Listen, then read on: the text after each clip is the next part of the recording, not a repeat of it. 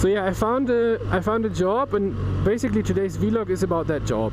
The job I found was, let's say you're crazy and you go to a nut house. I don't know, you try to commit suicide, or you're bipolar, or you're autistic, or I don't know, manic depressant, and you have some kind of, I don't know, little birdie flying around your skull, chewing away at your brain. You hear voices or whatnot for whatever reason. The first thing that happens, they put you in a nut house. When you're in a nut house, they will, I don't know, pump you full of drugs. They will hope that they find the right dosage, which actually, without kidding, may take years and years. You have like relapses and God knows what, and you're in the nut house for like forever. Then, one day, you wake up and say, hey, I'm not as crazy as I used to be. I haven't cut my arms in months. So basically, they will then say you will go to a certain type of assisted living. Assisted living is kind of like an apartment, and there's a social worker that looks after a bunch of crazies. Sometimes the social workers have to live with them so that they don't shit themselves or burn the apartment down. So that was like the main idea of this assisted living. Then, because you want to be rehabilitated, is that a word? You will find a job. And my company supported work. They gave work to nutters. And I chose this place, and seriously, I don't want to be disrespectful, but I just want you to understand. I chose this place because I thought I couldn't handle certain types of disabilities. I thought if someone, you know, throw up and shit themselves, and I mean, there are all kinds of disabilities. I don't want to be disrespectful, but I just thought I can't handle that. I can't handle that kind of person. I can't go to some kind of senior citizen home where like the 80, 90-year-olds shit themselves in bed and you have to carry them around and you have to wash them and stuff. My brother-in-law did that, and he told me I don't know, I didn't think I could do that. So I chose the crazies. I thought autistic people, at least maybe they're nuts, but I think I can still handle that. The place I worked for was supported by the government, and they did all kinds of jobs. If you think about anything that you find in the supermarket, and let's say there's a yogurt cup and there's a spoon taped to the side of it. If a robot can't do it, or if a robot is too expensive to develop to do it, they will give this kind of work to these, how do I say that? Work camps sounds too much like concentration camp.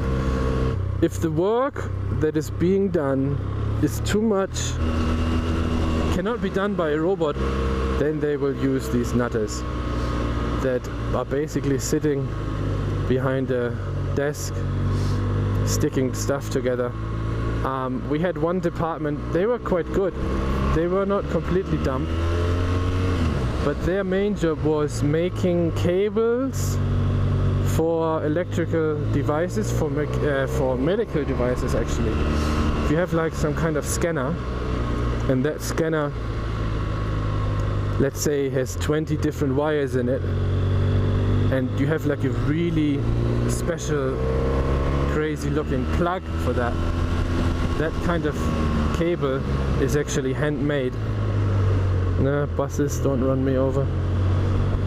So they would wire the cable, well, they would wire up the plug. Oh, look at this one. I hope I filmed that one. This institution had about 200 people in several places, in several little work camps, and they were doing work. And the idea was that more than 85% of the revenue that is being created by the company is paid back to the workers. And if you say, well, that's kind of nice, isn't it? You've got a psychiatrist working, you have a bunch of group leaders working, you have a bunch of work leaders working, you have some people working in distribution. Let's say in our little tiny factory we had about 60 nutters and maybe 10 normal people, and the hierarchy in this place was amazing. They were bitching and moaning at each other. Basically, you have all the nutters, and then you had the guys doing the civil service. We were, I think, 2 or 3. On top of that, you have group leaders. The group leaders were basically looking after the nutters so that they don't do anything stupid. And then on top of that was the work leader. He was the kind of guy, he had to find the contracts with little companies, folding letters and folding papers or stuff like that. There was all kind of work. The funny part was they always had to have work because they were depending on this kind of routine. Just remember, most of them were completely drugged, uppers and downers, and were trying to keep their shit together. If they show up at work and they don't have anything to do, that was pretty sad, I would say, right? We always had to have some kind of work for them. It was funny because sometimes work actually did run out, and then we would make them sort all kinds of stuff. For example, we had a barrel with those little balls and blocks in them. They were like, I don't know, cubic centimeter size of different colors, and we had this big barrel of them in the office. You put them in little bowls, you bring the bowls to the nutters, you let them kind of sort the whole thing in blue, green, red and yellow. When they are finished, you would take the whole thing and say, hang on, I'm gonna go down and get more for you, and then you just take the whole bowl and put it all back in the barrel and shake it a bit, and then you bring the barrel back and tell them, thank you, here's more for you to sort. And they would do that for like 8 hours a day, just sort through this stuff, right? It sounds sad. I'm not saying they were stupid, I'm saying they needed something to occupy themselves, right? Plus we had so many different level of people with so many different disabilities. It was all mental stuff, right? Some smarter ones could actually work in the kitchen. Some of them were actually doing driving duty, but they just needed this kind of work to, how do I say that in English? To have a normal day, right? They can't work proper jobs. Many of them have tried. I heard that the release rate, is that a nice word? Was about 5%. 5% of those people there, they would actually get out of there. They would get well enough to get a normal job again. Basically, my institution was the last place before release. If they would do proper work, show up in the morning, don't do anything crazy, then they were allowed to leave. Which sounds pretty cool, doesn't it? But so few actually could do it, and there are so many old ones, right? And they were all like fat, and they really let themselves go, and I don't know. Anyway, I'm sorry, I'm rambling on. I'm riding around here telling a story. The craziest stuff I've seen, there was this girl, she was about 20. She was a gymnast. She was in high school, and she was quite of, I think she was quite good. And her parents put a bit of pressure on her to succeed. I don't know. You're gonna go to the Olympics one day. I don't know exactly, but it was all too much for her. She was a cutter, right? She was a complete... I don't know. I don't want to say she was nuts, but she was. And she told me, that was the other interesting thing. The patients felt that everybody in that institution was basically telling them what to do. And people like me, who were trapped themselves, people like me, they like to talk to us, right? Because we were normal. Those were their words, not mine. We were normal and we were nice, and seriously, the job was boring. I loved to talk to them. She told me that she doesn't feel alive unless she feels pain. And I asked her once what the worst thing was that she had ever done to herself. The worst thing she had ever done to herself was boil about 5 liters worth of water and then pour them all over her body. She had so many burns. She had so many cigarette burns on her arm that you couldn't distinguish anymore where the scar tissue finished, she had so many cuts. It was really sad. She was like 20-ish. Face was really pretty, and she never touched her face for some reason, but the arms and upper body, everything, legs, everything was completely fucked up. She actually went back to the nut house while I was there. She had some kind of relapse. I don't know why, but she did something so bad that she first went to the hospital, was stabilized, and then was put back into the psychiatry, which I thought was quite sad. One guy committed suicide in the time I was there. Another guy, he used to do martial arts and also had a nervous breakdown. He was playing soccer and he was shooting at the goal, and the goaler, he actually held the ball, and then he went nuts and he kept hitting the goal post. He shattered his leg in so many places and he kept kicking it. I asked him when he came out of the hospital and was brought back to the rehabilitation clinic, I asked him, why did you kick the goalpost so many times? And he told me, I didn't want to kick the goaler. I didn't want to kick the goalkeeper. I didn't want to fuck him up, so he just decided to kick the goalpost in his rage, which I don't know. One chick, she cut her arm and she cut some veins and arteries, but she told me that she stopped when she saw a tendon, and I asked her why, and she told me that they looked important, and I couldn't get that in my head. You cut yourself because you want to feel pain, to feel alive, and you decided to stop because your arm, the tendon, looked important, but she didn't care about the blood. I don't know, they were really sad, right?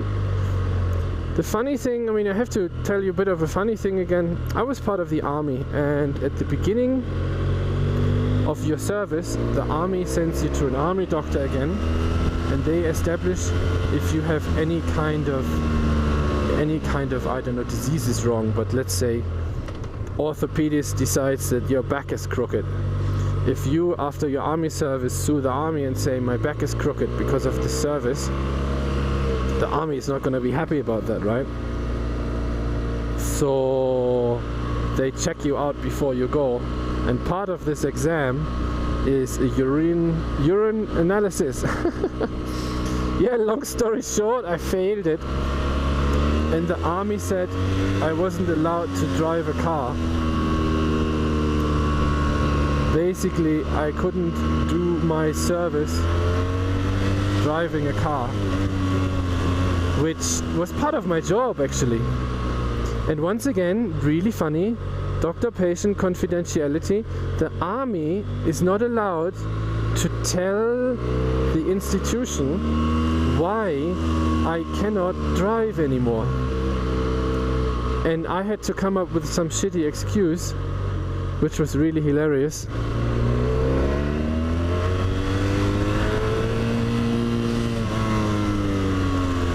Basically, well, obviously it was because of drugs, right? But I'm not saying drugs are good, drugs are bad. So I was in the establishment, and the work leader, after like a week or so of my service, the work leader brought me down to the basement or to the first floor and explained to me where all the cars are and everything, and here's what you have to put in, and the distribution guys will load the little van. They didn't have huge trucks, they had those little vans. And after everything he explained, my group leader showed up and said, what are you doing with him? And then he told the other guy that I would have to start driving next week because of I don't know what reason. And then my group leader told him, well, the German army doctor said I wasn't allowed to drive cars. And then he said, well, you have a driver's license. And then I said, yes, I have. I come to work by car every morning, but I wasn't allowed to drive during my duty. So it was desk work for me from then on, and the work guy was super pissed off. because they had basically agreed to have me work for them for, you know, 10 months, but I wasn't allowed to touch a car. That was hilarious. Wow, look at this, awesome. Look at the snow in the window here, super dark. Why can't they let me pass?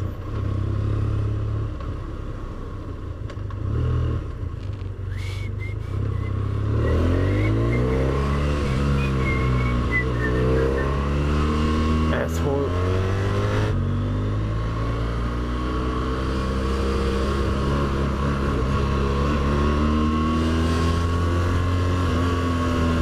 So yeah, that was my civilian service, right? The only thing I want to talk about last is basically that I was sick all the time. I wasn't really sick. I was so pissed off that they made me go that I just went to the doctor all the time and said, I'm sick, I can't walk. And then I was released for like a week, 2 weeks here. Out of the 10 months, I was practically sick for about 3 of them. If you go to the army, if you go to the barracks, you're gonna be army property, and you have to go to the army doctors who check you. But I didn't want that, so I went to some other doctor. I could because of the civilian service. I wasn't that deep part of the army, but I was in a way. They gave these little insurance cards to you, and the coverage was 100%. Can you imagine 100% coverage on everything, unlimited? I got my teeth done. So many people in the army, they get their teeth done. What that means is they will... I had wisdom teeth, 4 of them, and they were all under the gums. They had to cut the gums, break the teeth, pick them all out. And I heard, well, it was so you can imagine, not a very pleasant procedure, and I was so fucking scared of it. I wanted general anesthesia, so I went to a psychiatrist and I got a certificate that I was afraid of the dentist, so that I was allowed, that my health insurance would allow me to undergo the procedure under general anesthesia. What I did then was I applied for vacation. I went to my parents' place from the south to the north, about 1,000 kilometers. In my vacation time, I called in sick and I told them that I had toothache.